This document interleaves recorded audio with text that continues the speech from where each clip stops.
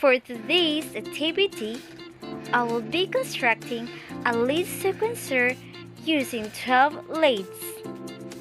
The components involved in this activity are Arduino, potentiometer, lead, resistor, and breadboard. The first procedure is get all the components needed, just as the breadboard, Arduino,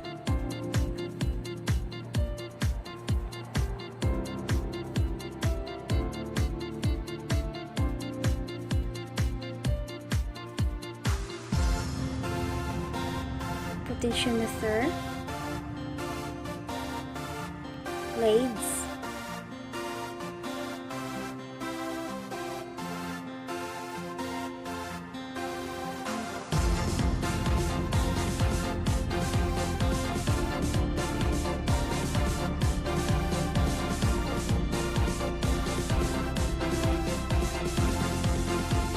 and resistor.